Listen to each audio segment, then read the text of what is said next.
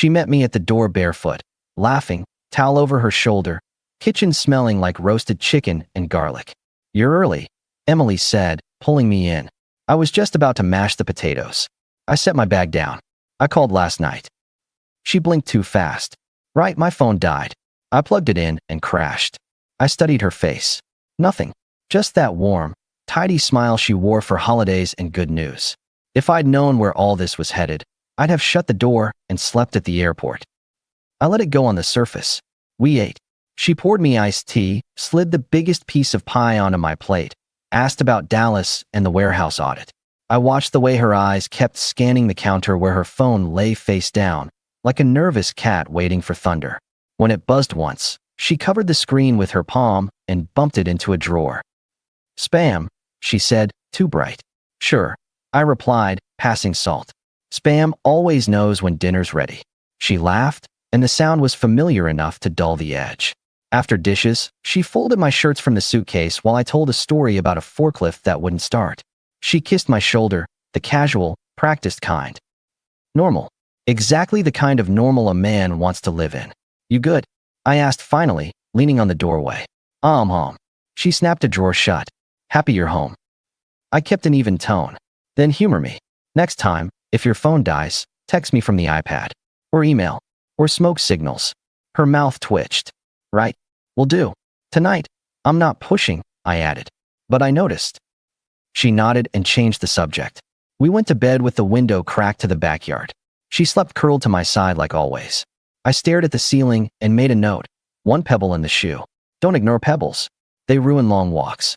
The next morning, I moved my travel dates on the fridge calendar where she tracked meals and cleaning and nonsense nobody else in the neighborhood cared about. I shifted a week-long trip 2 days later so I could catch a meeting with the supplier. She glanced at the change when she poured coffee. "You never move things on the board," she said. "Started today," I answered. "Makes my week cleaner." That was my first rule change. Small. Public. No debate. She chirped, "Okay," and put the mug in my hand. No pushback. Noted. We did our Saturday run to the grocery store. In the cereal aisle, her phone buzzed again. She checked the screen and turned the phone sideways. "Spam?" I asked, picking oatmeal. "Yup. Same car warranty guys," she said, fist crinkling the bag. The joke was lazy, but she sold it with a head tilt, and I let it pass. Back home, she folded laundry in the living room while some home show argued about backsplash tiles. I walked by her phone on the coffee table. No lock screen previews, just a clean clock. She'd turned off notifications that show content. "New. Hungry again?" she asked, catching my stop. "For information," I said, and held her stare a beat. She put the shirt down. "What are you doing?" she asked softly. "Watching," I replied. "Because I care." She exhaled. "Don't turn this into something." "I'm not," I said. "Just don't make me guess." She stood, wrapped me up, pressed her cheek to my chest. "I know," she murmured. "I'm sorry about last night. That's all."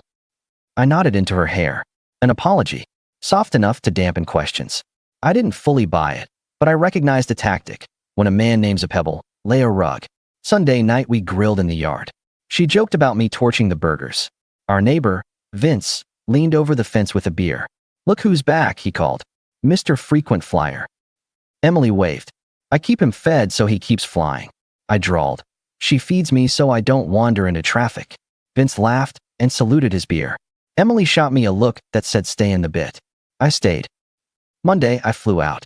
I left early, didn't wake her, left a note on the stove that said, "Lock the back gate and drink water." On the plane, I checked my messages. 3 from her. "Love you. Be safe. Send me hotel info." I sent it. She sent a selfie with a spatula like a sword. The man beside me, middle-aged, tried to make small talk. I pretended to sleep. In Jacksonville, a week of meetings and forklifts and bad coffee. She kept up the steady stream. Pictures of the dog next door, a new recipe, an update on the HOA arguing about fence heights. Every lunch break I called. She picked up cheerful and busy. Normal. The pebble felt smaller. On Thursday night, it didn't. I called at 9. Straight to voicemail. Called again. Twice. She declined the second call, then nothing. A minute later, her iMessages turned green. The little switch people hit when they need privacy. I walked the hotel hall, shoes loud on carpet over concrete. I called again. Declined. Then her phone went silent like it had left the building. I sent an email. Call me. I texted you okay? She didn't answer. I sat by the vending machines in a building smell of cleaner and metal and waited until midnight. Nothing. At 1, I lay on top of the covers, shoes on. The ceiling buzzed with HVAC. At 4, I gave up. She called at 6 in the morning. Phone died, she said before I could speak. I fell asleep on the couch. Charger wasn't in the outlet. I'm sorry. Please don't be mad. I'm not mad, I replied flat. I'm not 5. So we're okay? She asked. We're talking, I said. Grab a car charger today. I will. Send me a picture of the charger when you buy it. I added. She paused 2 beats. Okay, she said slowly. I will. By noon, she sent a photo of a charger in a plastic bag on the passenger seat of her car. Price tag still on. I sent a thumb up. Initiative. Verification. Her return volley. Compliance photo. Noted. That night, in the hotel bar, the rep from a logistics company slid me a folder and said, "We can knock 5% if you cut the doc appointments by noon." I shook on it. Business was simple. Home wasn't. On Friday, Emily messaged all day. Memes. Grocery lists. A shot of the new rosemary plant on the kitchen window. I finished work late, ordered a salad to the room, sat down to emails. At 10:32 p.m., my phone buzzed with a new contact request on Instagram. The name was Lena, friend of Emily. Lena was the one who laughed too hard at my dumb jokes at barbecues, who once asked what cologne I wore like she was writing a report. Her message was a single line. I don't want to hurt you, but I'm going to say it straight. I rolled my neck. I typed back, go ahead. Your wife is entertaining others when you're out, she wrote. I actually laughed. I typed, that's nonsense. She's busy alphabetizing our spices. A minute later she sent photos. Not explicit. Nothing that would get someone fired. Just clear. My kitchen, my couch, my backyard string lights. Emily in a different dress than the one she'd shown me on FaceTime. A man leaning in a doorway with a dog tag chain. Another picture of a hand with a ring that wasn't mine holding a wine glass over my cutting board. Then screenshots of chat bubbles, dates lining up with my travel. Lena didn't talk. She dropped file after file like a copier spitting out truth. I asked, why are you sending me this? Because you seem like a decent man and I'm done pretending with her, she wrote. She brags. She sends me outfits. She sends me the timing. She laughs when you bring pies to the neighbors. I stared at the carpet pattern until it stopped moving. Then I opened my laptop, pulled my accounts up, and made 3 calls. First, to Tom, my attorney who'd helped me negotiate a warehouse lease 7 years ago. He picked up gruff. What's wrong? He asked. I need a clean exit plan, I said. Quiet, quick, no show. Children, no. Joint accounts. 1. Manageable. Property. House is in my name. Prenup exists. Tom's voice smoothed. We'll keep it simple. But you, my friend, need to act like life is fine. No speeches. Do not telegraph. Understood, I replied. I forwarded what Lena sent. He sighed. Not pretty, but useful. I'll draft. You, control all access. Start yesterday. I ended the call and moved my salary deposits to a separate account. I reduced the auto transfer that funneled extra money to the house account to cover basics only. I changed the smart lock code to a rotating schedule. I called the utility companies and updated contact preferences to me alone. I arranged a small storage unit 2 miles away. Logistics. Adult steps. Then I messaged Lena. Thank you. Dinner, my treat, when I'm back. I owe you a conversation. She answered with a simple, name a place. My goal is honesty. Back home Sunday night. Emily staged perfect. Home cooked. New candles. A cleaned out guest room for your gear when you prep for trips, she said, eyes big like I'd given her a puppy. Nice, I said, inspecting the folding table she'd set up. Good idea. I'm trying, she answered and reached for my hand. About the phone thing. I hate that I worried you. You did, I replied. So let's set new rules. I'm moving my travel schedule to a shared app. You keep your location on when I'm away. If your phone dies, you hit the laptop. She blinked 3 times like something was in her eye. That's a lot of tracking. That's a lot of reassurance, I countered. And if it's too much, we don't need to pretend we're on the same page. She swallowed. I said I'm trying. Then it's simple, I said. It makes my job easier. It helps me sleep. She nodded slowly. Illusion number 1. She padded to the kitchen, plated me cake, set it in front of me with a fork and a napkin like a diner waitress. You're the only one who ever liked this frosting, she said.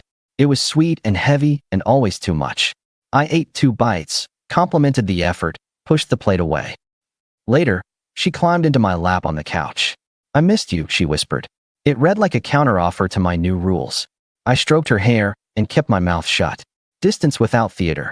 She relaxed, certain she'd reset the board. I let her believe it. Monday morning, I left the house early without my usual note. On my way to work, I pulled into a storage facility and signed a month-to-month lease. I stacked a clean row of plastic bins inside with labels, documents, tools, mementos. I didn't bring much, just enough to make changes quick later without a scavenger hunt. At lunch, I set up dinner with Lena at a little place off the highway. No crowds. Neutral territory. I messaged Emily, running late, client call. She sent a thumbs up and a heart. From her, even hearts felt managerial now. Lena arrived in a denim jacket and a ponytail, looking like someone who could sell you a car or drive it faster than you. "Thanks for meeting," I started. She cut in. "I'm not proud of sending that, but I couldn't watch it anymore." "I need to understand your angle," I replied. "People don't set their friend on fire for fun." She straightened a napkin. "I like you. I always have. You bring chairs back after barbecues. You fix the gate without asking anyone to notice. Watching her treat you like a layover made me crazy." "Layover," I repeated, tasting the word. "So which is it, saving me or trying to collect me?" She held my eyes. "Both." I let a beat sit. "Honest. I figured you'd respect that," she said. "If you hate me for it, fine. I won't send another thing. But I wasn't going to let you live in that museum of kindness she built while she held a second set of keys." I leaned back. "Tom's preparing papers. I'm not here to gossip. I'm here to say thank you and to set terms. I won't be your rebound. I won't be anyone's prize." She smiled without showing teeth. I suspected. "What are your terms?" "Friends," I said. "Solid boundaries. You helped me out of a fog. For that, I'll always owe you. But I'm not starting anything until the ink is dry. Might be longer." "Fine by me," she answered. "I wanted you to see the game. You decide how you leave the table." We ordered salads. We talked about normal things. The plant nursery opening near the river, her brother's new dog, road construction that never ends. Halfway through, she pivoted back. "What are you going to do at home?" she asked. "Act normal," I replied, while rearranging the walls. She tilted her head. "Meaning?" "Budget's separated. House locks are on my schedule. Travel is exact. Access to me is earned. Through respect. Not through casseroles." She laughed once. "You're serious." "Always," I said. "And I'll be where I say I am." If she asks, she gets simple answers. If she throws a scene, she gets distance. "She'll test it," Lena warned. "She hates losing the stage." "Then I'll turn off the lights," I told her. We left the restaurant at 10. In the parking lot, she hugged me. "If you don't want to be with me, say it clean," she said against my shoulder. "I won't chase." "I don't want to be with anyone right now," I answered. "I can't be honest to someone else while I'm closing a chapter this loud." She stepped back. "Then we're good. I have patience. I just don't have forever." "Understood," I said, and opened her car door. We drove off in opposite directions. At home, Emily was on the couch, TV paused mid-scene. "Client call run long?" she asked. "Yeah," I replied, slipping my keys into the ceramic bowl by the door. We had to shift delivery windows. She studied me. "You smell like salad." "Wild guess," I said. "I ate one." She waited for me to volunteer more. I didn't. She pattered toward the kitchen and came back with a mug of tea.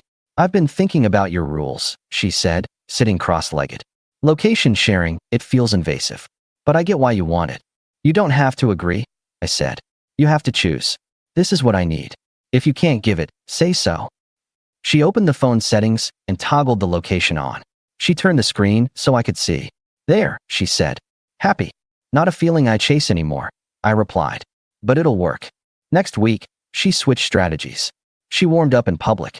At Vince's Saturday cookout, she draped herself over my arm and bragged about my negotiation in Jacksonville like she'd brokered the deal. "Tell them how you shaved freight costs," she nudged me. "It's boring," I said, cracking an ice cube in my teeth. "He'll fall asleep and drop his beer." Vince's wife, Trish, watched the exchange. "You too good?" she asked lightly. "We're organized," Emily jumped in.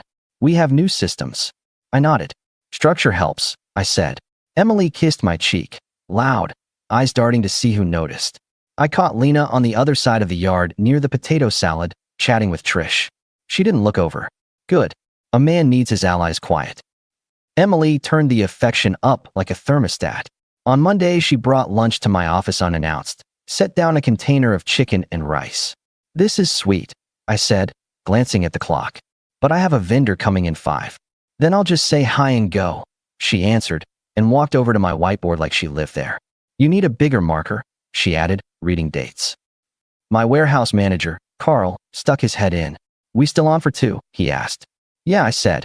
And moving forward, anyone not on payroll schedules time to visit. Even you. I added, nodding at Emily. Her face flickered. Oh, she said softly. Sorry. No harm, I replied. Just order. After she left, Carl whistled low. Everything okay at home? Everything's in the box it belongs in, I replied. He grinned. That's a new tone. Get used to it, I said. That was my other initiative, on foreign turf. Work had a wall. My personal life didn't seep under the door. Wednesday, Tom texted, papers ready. Service Friday AM. You know the line. I did. Among other instructions, he told me to speak only 1 sentence. Everything else, route to him. Keep it clean. Thursday night, Emily made me my favorite pasta and said, maybe we should do a weekend away. Reset. I'll book a place by the lake. I forked a bite and set it down. I don't reset vacations, I said. I reset with behavior. She blinked. Is this punishment? It's clarity, I replied. I'm not going to throw money at a mood. She stared into the pot like there was an answer inside. You're being different. I started paying attention, I said. She reached across the table and covered my hand. I'm trying to fix whatever's got you twisted, she said. I'm here. That's good to hear, I answered. And we'll see. She held that last note, waiting for more. I let it die. She got up, scraped plates, left the pot to soak, and disappeared into the den with her phone. Friday morning, a process server handed her a manila envelope while she watered plants on the porch. The sprinkling can hit the concrete. Water splashed her flip-flops. She walked into the kitchen holding the documents like they smelled bad. What is this? She demanded. I closed the cabinet door. What it looks like. Are you kidding me? She snapped. You blindside me with this? After dinners and jokes, and what is wrong with you? I kept my hands still at my sides. Any questions, you run through my attorney. She threw the envelope on the table. So you're not even going to explain? I don't narrate my boundaries, I replied. You have a number. Use it. Her mouth twisted. You don't do this to someone you love. I exhaled. You don't do the things you've done to someone you respect. She took a step toward me, then away, grabbed the back of a chair like it was moving. This is insane. I'm not leaving. You will, I said calmly.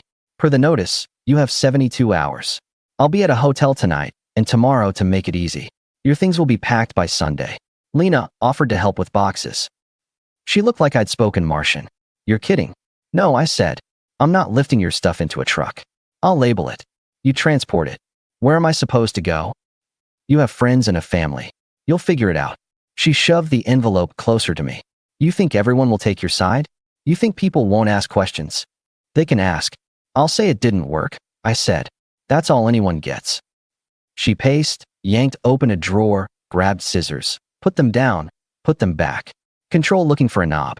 Finally, she pointed at me like a news anchor. If you walk out today, don't call me when you realize you overreacted. I picked up my keys from the ceramic bowl and slid them into my pocket. I'm not the one dialing wrong numbers. I left. Hotel, 2 nights. I read the paper. I went to the gym. I sent Tom the confirmation that service was complete.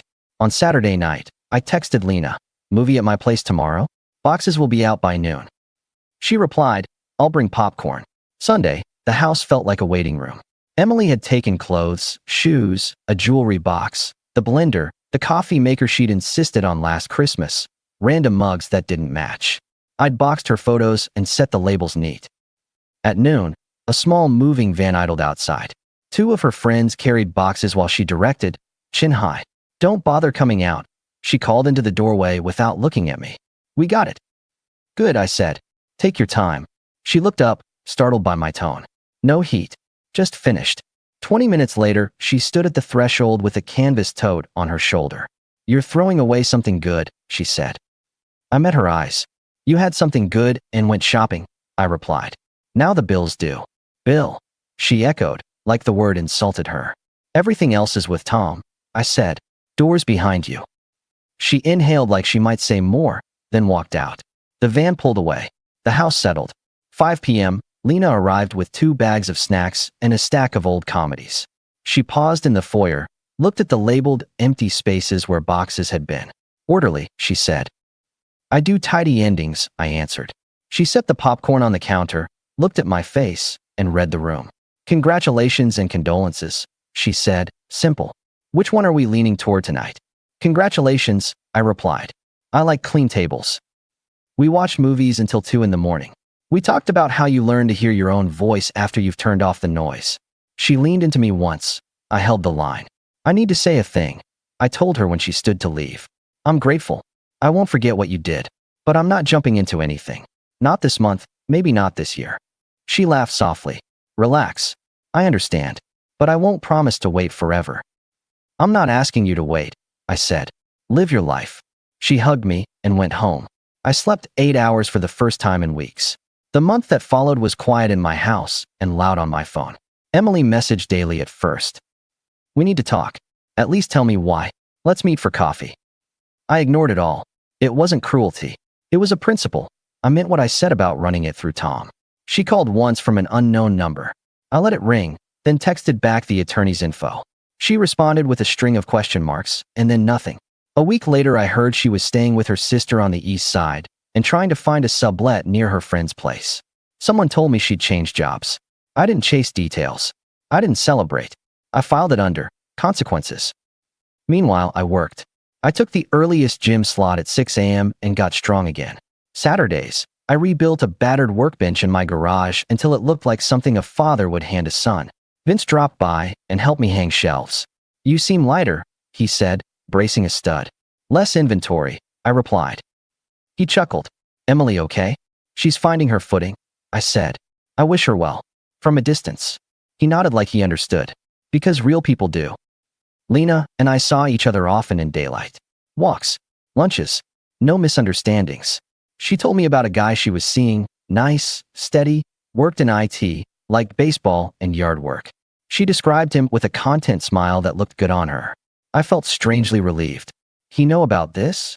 I asked, waving a hand at our shared joke pile of popcorn bowls and movie quotes. He knows you're my friend, she replied. He's grown. He gets it. Good, I said. You deserve normal. So do you, she said. And you're building it. By the time the divorce finalized, my house felt new. New coffee maker. New plates. Same table, but it looked like it belonged to me again.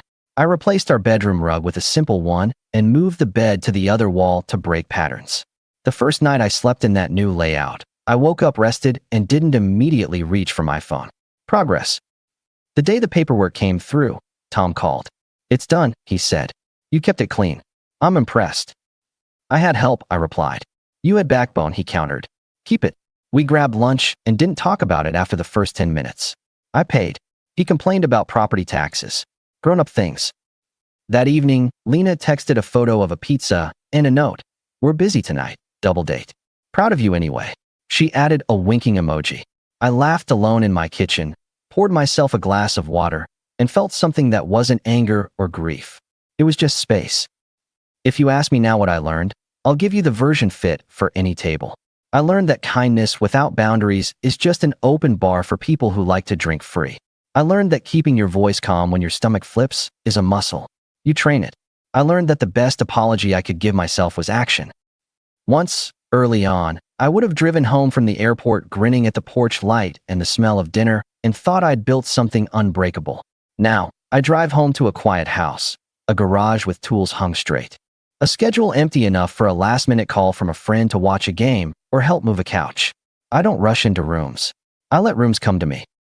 Emily texted one more time a week after the papers landed. Can we at least meet for closure?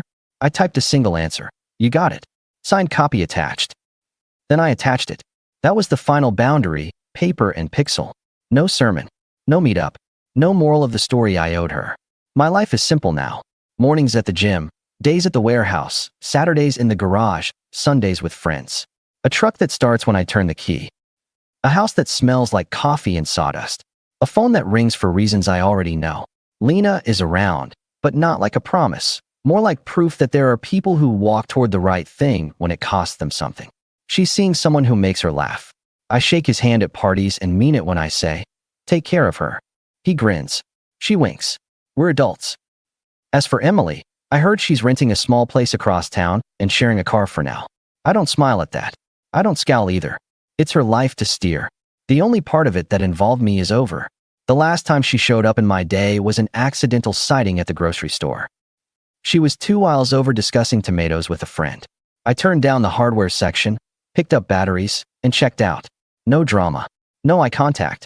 Back in my truck, I sat for a second and watched a father guide his kid across the lot with a hand on the shoulder, traffic moving around them. Clear rules. Calm tone. Safety and structure. It felt like a good metaphor, but I don't do metaphors, so I turned the key and drove home. If you're expecting a speech about forgiveness or a late-night change of heart, you'll be waiting in the wrong theater. I didn't slam any doors. I didn't burn any bridges. I just built my own road and took it. When the papers arrived and she demanded a reason, I gave her the only sentence anyone like me needs. Everything through my attorney. That line closed my book with her. My final words to myself were simpler: don't argue. Decide. And then I did.